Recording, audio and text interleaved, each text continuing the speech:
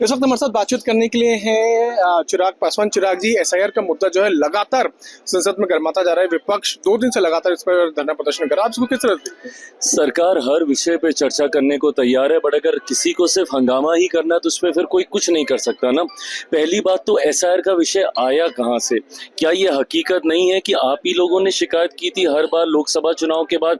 महाराष्ट्र चुनाव तो ये लोग अभी तक गिनाते रहते हैं कि duplicacy of the vote, voter बढ़ गए, ये कर दिया, धांधली हो गई वोटर लिस्ट में, आप ही बोलते हैं ना।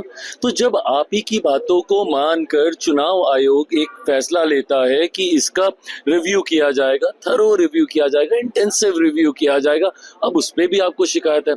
पहले आप शिकायत करते हैं कि डुप्लीकेसी ऑफ वोट हो रहा है, वोटर लिस्ट में धांधली हो रही है, अब जब उसको रेक्टिफाई करने के लिए किया जा रहा है, और ये हकीकत है। हम लोगों ने भी कई बार इस बात को देखा है कि जिनकी मृत्यु हो गई उनका सालों साल तक नाम चल रहा है, जिनका नाम जुड़ना चाहिए किसी कारणवश उनका नाम नहीं जुड़ पा रहा है। जो घुसपैठिए हैं, जो कि नागरिक नहीं है, वो देश के सबसे बड़े अधिकार, मताधिकार का वो इस्तेमाल कर रहे हैं। तो ऐसे में जो सूची है वो सही बननी चाहिए और समय समय पर इस प्रक्रिया का पालन हुआ है। क्या इससे पहले भी जितनी बार इस प्रक्रिया का पालन हुआ, बता दीजिए उसमें और इसमें क्या बदलाव है? सिर्फ एक बदलाव है कि टेक्नोलॉजी को चेंज किया गया। पहले क्या है, आपको फिजिकली जाके सारे डॉक्यूमेंटेशन आपको सबमिट करने पड़ते थे, अब आप ऑनलाइन के माध्यम से भी आप कर सकते हैं। अब उसमें भी आपको शिकायत चिट भी आपकी, पट भी आपकी नहीं ना चले। इलीगल इमिग्रेशन आपको लगता है कि बड़ा मुद्दा है बिहार?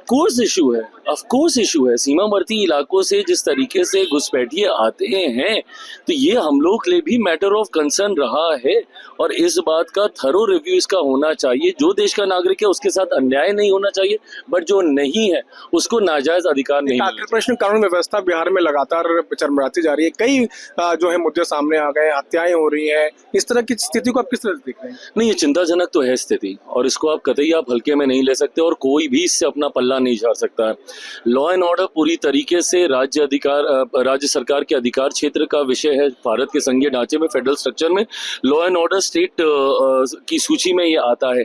ऐसे में स्थानीय प्रशासन की ये जिम्मेदारी बनती है और उनको ये जवाबदेही तय करनी होगी। प्रशासन इसमें खामोश नहीं रह सकता है और इस तरीके के बयान नहीं दे सकता। भले उस पर उन्होंने माफी मांगी और उसको विड्रॉ किया, बट आप ये नहीं कह सकते भैया कि किसान खाली बैठे रहते हैं तो छुट्टी का समय होता है, बरसात से पहले ये होता रहता है। कतई नहीं आप इस पे लिपापोती कर सकते हैं। आपकी जिम्मेदारी बनती है, जवाबदेही भी आपकी है और ये जवाबदेही आपको तय करनी होगी। बिहार इस तरीके से हत्याएं होती हुई नहीं देख सकता है।